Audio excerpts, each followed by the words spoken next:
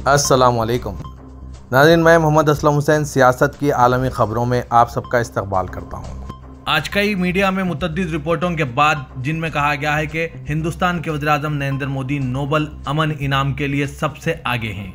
Norway के Nobel committee के नायब रहनुमा एस्ले टोजे ने आज जुमेरात को तमाम खबरों को फर्जी करार दिया है और मुस्तरद कर दिया। खबरअज़ीज़ जुमेरात को टाइम्स नाउ की खुसूसी रिपोर्ट में दावा किया गया था कि नोबल कमेटी के नायब रहनुमा ने वज़ीर-ए-आज़म नरेंद्र मोदी को अमन के नोबल इनाम का सबसे बड़ा दावेदार करार दिया था, जिसकी इत्तला कई मीडिया आउटलेट्स ने दी थी। ताहम जुमेरात की शाम तोजे ने एक वीडियो इंटरव्यू में वाज़े कर दिया कि इसने ऐसा कोई बयान नहीं दिया है, ये सिर्फ फर्जी खबर है, इसे ना फैलाएं। नोबल कमेटी के नायब रहनुमा एस्ले टोजे ने वाज़े तौर पर इस बात से इनकार कर दिया कि मैंने कुछ भी नहीं कहा है, जैसा कि रिपोर्ट में कहा गया है।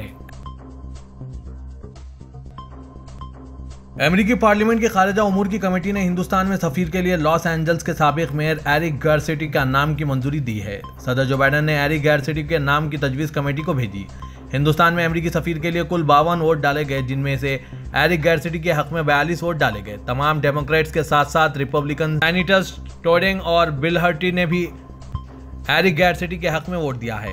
एरिक गारसेटी सदर जो बाइडेन की इंतखाबी मुहिम के शरीक चेयरमैन थे। वो जो बाइडेन के बहुत करीब समझे जाते हैं। ख्याल किया जा रहा है कि एरिक को बाइडेन की काबीना में शामिल किया जा सकता है, लेकिन जैकब्स का तनाज़ा जिस तरह सामने आया वो इस दौर से बाहर हो गए। तकरीबन 2 साल बाद अमेरिका ने हिंदुस्तान में अपना मुस्तकिल सफीर मुकर्रर किया है।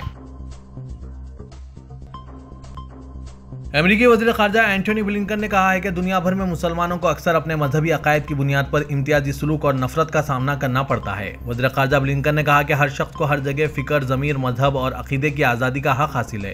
इसमें अपने अकायद को तब्दील करने या ना मानने की आज़ादी भी शामिल है। हर फ़र्द को इनफरादी तौर पर या इज्तिमाई तौर पर दूसरों के साथ अवामी या निजी तौर पर इबादत, अमल और तालीमात में इन अकायद को ज़ाहिर करने की आज़ादी भी है। उमूर ख़ारजा से जारी हुए एक बयान में उन्होंने कहा कि इस दिन हम दुनिया भर में इन लोगों की तरफ तवज्जो दिलाते हैं जिन्हें इस्लाम पर अमल करने वालों, इस्लाम कबूल करने या इस्लामी तालीमात पर अमल करने वालों या सिर्फ मुसलमान की हैसियत से शिनाख्त करके हरासा किया जाता है, हिरासत में लिया जाता है, कैद किया जाता है या हत्या के कत्ल भी किया जाता है। गुज़िश्ता साल अक़वाम मुत्तहिदा ने 15 मार्च को इस्लामोफोबिया से निमटने का आलमी दिन करार दिया था। इस तारीख को न्यूजीलैंड के शहर क्रिस्टचर्च में 2 मसाजिद पर दहशतगर्द हमलों के 4 साल मुकम्मिल हुए थे। इस दिन एक बंदूकबरदार ने 2 मसाजिद में 51 मुसलमान नमाजियों को हलाक और 40 को जख्मी किया था। सिंगापुर के चांगी एयरपोर्ट ने दुनिया के बेहतरीन एयरपोर्ट का एजाज दोबारा हासिल कर लिया है, जिसे कतर ने 2 साल तक इससे छीन लिया था जब कोरोना वबा के दौरान सफरी पाबंदियां लगाई गई थी। ब्लूमबर्ग में शाया एक रिपोर्ट के मुताबिक sky tracks world airport awards 2023 के मुताबिक अब इस एशियाई एयरपोर्ट चांगी एयरपोर्ट सिंगापुर ने दोहा के हमाद इंटरनेशनल एयरपोर्ट को दूसरे और जापान के दारुकुमत टोक्यो के हैनेडा एयरपोर्ट को तीसरे नंबर पर ढकेल दिया है। अहम बात यह है कि अमेरिका का कोई भी हवाई अड्डा टॉप 10 में जगह नहीं बना सका है। सिख शख्स ने दावा किया है कि इसे अमेरिका में बास्केटबॉल मैच में दाखिले से मना किया गया क्योंकि इसके पास एक किरपान था, एक छोटा खंजर जिसे मश्क करने वाले सिखों को हर वक्त दीगर अकीदे के साथ साथ रखना जरूरी होता है। मनदीप सिंह कैलिफोर्निया में NBA टीम सैक्रामेंटो किंग्स के साथ बास्केटबॉल मैच देखने गए थे। अपने ट्विटर हैंडल से पंडाल के बाहर से अपनी तस्वीर शेयर करते हुए सिंह ने कहा कि इसने इस मसले के हवाले से मुतअद्दिद लोगों से बात की जिसे उन्होंने मजहबी इम्तियाज़ कहा, लेकिन कोई फ़ायदा नहीं हुआ। बदकिस्मती से मजहबी इम्तियाज़ का सामना करना पड़ा और आज के गेम में दाखिले से इनकार किया गया। ऑस्ट्रेलियावी मालियती खिदमात फराहम करने वाले लैटिट्यूड ने आज जुमेरात को कहा कि कंपनी को साइबर हमले का निशाना बनाया गया है, जिसके नतीजे में 3 लाख से ज़्यादा सारिफिन के दस्तावेजात चोरी हो गए हैं। आज तक लैटिट्यूड समझता है कि तकरीबन 1,03,000 शिनाख्ती दस्तावेजात, जिनमें से 97% से ज़्यादा ड्राइवर के लाइसेंस के कॉपियाँ हैं, पहले सर्विस फराहम कुनंदा से चोरी की गई हैं। तकरीबन 2,25,000 कस्टमर्स रिकॉर्ड दूसरे सर्विस फराहम कुनंदा से भी चोरी किए गए हैं। सिन्हुआ न्यूज एजेंसी की रिपोर्ट के मुताबिक कंपनी ने गुज़िश्ता चंद दिनों के दौरान अपने कस्टमर्स पर गैर मामूली सरगर्मी का पता लगाया है, जो कि एक नफीस और बदनीयती पर मबनी साइबर हमला मालूम होता है। जैसा कि सभी जानते हैं कि दुनिया भर में मुसलमानों का मुक़द्दस महीना रमज़ान मुबारक करीब आ रहा है। हमास ने इजराइल को मशरिक़ी यरूशलेम में मस्जिद अक़सा में जमूद में किसी भी तब्दीली के खिलाफ खबरदार करते हुए कहा कि कोई भी तब्दीली इलाके को जलजले में बदल देगी। सिन्हुआ न्यूज एजेंसी की रिपोर्ट के मुताबिक हमास के अस्करी विंग अल कसाम ब्रिगेड्स के deputy chief of staff Marwan Issa ने ये रिमार्क्स इजराइल और फलस्तीन के दरमियान खास तौर पर यरूशलेम और मस्जिद अक्सा के अहाते में बढ़ते हुए कशीदगी के इंतबा के दरमियान कही। ईसा ने कहा, कोई सियासी अमल नहीं है और इजराइल ने ओस्लो मुआहदों को मनसूख कर दिया है ताकि आने वाले दिन वाक़यात और तनाज़ात से भरे हों।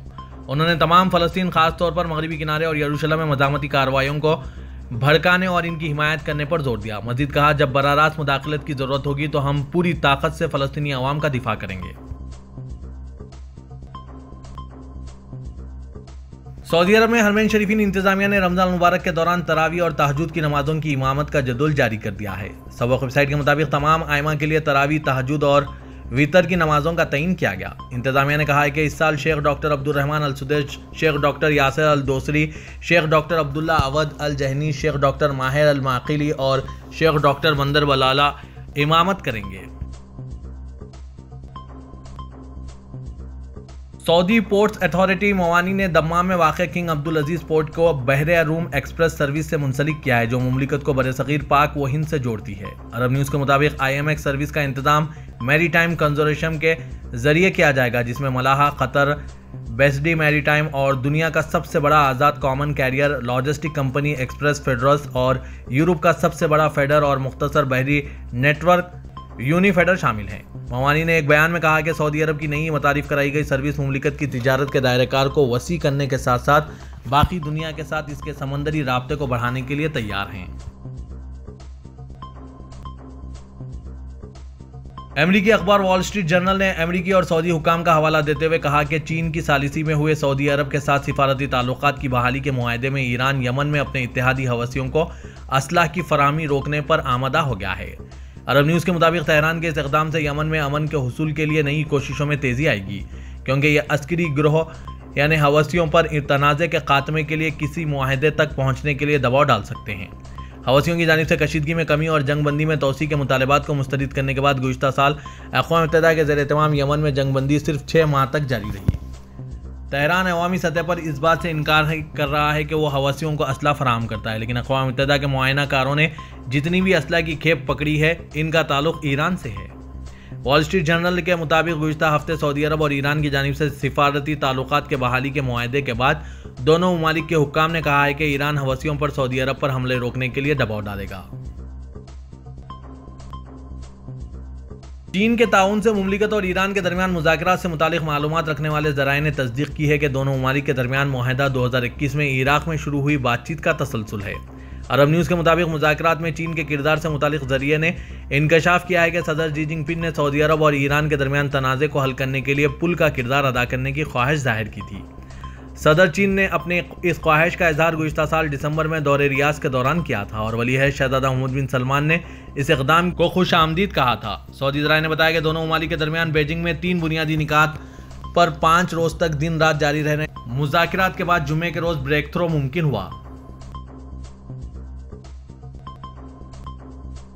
सऊदी अरब में हरमैन शरीफीन इंतजामिया ने रमज़ान के दौरान मस्जिद हरम के ज़ायरीन में आब ज़मज़म तकसीम करने का इंतजाम किया है और 40 मिलियन लीटर से ज़्यादा आब ज़मज़म तकसीम किया जाएगा। सरकारी खबरसां एजेंसी SPA के मुताबिक मस्जिद हरम में सक़िया ज़मज़म इदारे के इंचार्ज अब्दुर्रहमान अल ज़ाहिरैनी ने बताया कि मस्जिद हरम में तमाम मुकामात पर आब ज़मज़म तकसीम करने के लिए 30,000 कूलर्स का इंतजाम किया गया है। इसी तरह मस्जिद हरम के दाखिली और खारिजी सहनों में संग मरमर की सबीलों से भी आब ज़मज़म हासिल किया जा सकेगा। सऊदी अरब में महकूमा मौसमियात के कौमी मरकज़ के तज्ज़ियाकार अकील अल अकील ने कहा है कि रमज़ान के आगाज़ तक मुमलिकत में गैर मुस्तहकिम मौसम जारी रहने का इम्कान है। अखबार 24 के मुताबिक उन्होंने कहा कि रमज़ान की आमद तक मतला अबर आलूद रहेगा। बालाई मुकामात खुसूसन असीर के पहाड़ों की चोटियों के अलावा रियाज, हायल, अल खसीम और हुदूद शुमारिया के बाद इलाकों में गरज व चमक के साथ गहरे बादल नजर आएंगे। तर्जुमान ने कहा कि मौसम बहार के बादल अपने साथ ज़ालाबारी और गर्द आलूद आंधी भी लाएंगे। दुबई के म्यूजियम ऑफ द फ्यूचर में मोनशॉट गोल एक साइबरमेटिक अवतार्स का तारुफ के नाम से लेक्चर सेशन का इनेकाद किया गया, जिसमें माहिरीन ने पेशगोई की कि इंसानों के पास मुस्तकबिल में रोबोटिक डिजिटल ड्रोन्स हो सकते हैं, वो ज्यादा समाजी आज़ादियों के साथ इंसानी काम सरअंजाम दे सकेंगे। दुबई फ्यूचर फाउंडेशन की दुबई फ्यूचर लेबर और Japan science and technology agency के दरमियान ताउन के तहत इस सेशन का इनेकाद किया गया, जिसमें जापान और मुत्तहिदा अरब इमारात के साइंस एंड टेक्नोलॉजी माहिरीन ने रोबोटिक्स के जरिए हकीकत और मेटावर्स के दरमियान मिलाप पर तबादला ख्याल किया। लेक्चर में 2050 तक जिस्म, दिमाग, जगह और वक्त की पाबंदियों से मुआशरे की सलाहियत पर जोर दिया गया। मुत्तहिदा अरब इमारात के सदर शेख मोहम्मद बिन जायद अल नहयान ने फ़लस्तीनी कस्बे हवारा की तामीर नौ और हालिया वाक़यात से मुतासर अफराद की मदद के लिए $3 मिलियन अमरीकी डॉलर की फराहमी की हिदायत दी है। इस इक़दाम को अबू धाबी के महकमा बल्दियात और नकल व हमल की जानिब से इमारात फ़लस्तीन फ्रेंडशिप क्लब के ताउन से फ़लस्तीनी अवाम की हिमायत के लिए मुत्तहिदा अरब इमारात की इंसानी हमदर्दी की कोशिशों के एक हिस्से के तौर पर नाफिज किया जाएगा। दुबई के वलीअहद और दुबई एग्जीक्यूटिव काउंसिल के चेयरमैन शेख मोहम्मदान बिन मोहम्मद बिन राशिद अल मखतूम ने हिदायत के मुताबिक रमज़ान मुबारक के दौरान जुमे के रोज़ दुबई के 70% सरकारी मुलाजमीन को रिमोटली काम करने की इजाज़त दी। ये ऐलान शेख मोहम्मद बिन जायद अल नहयान की हिदायत के बाद दिया गया। दुबई हुकूमत के ह्यूमन रिसोर्सेज डिपार्टमेंट ने कहा है कि रमज़ान मुबारक के दौरान काम के औकात पीर और जुमेरात सुबह 9 बजे से दोपहर 2:30 बजे तक होंगे और जुम्मे को सुबह 9 बजे से दोपहर 12 बजे तक, सिवाय इन मुलाजमीन के जिनके काम के लिए इन्हें एक अलहदा शिफ्ट शेड्यूल पर होना जरूरी है।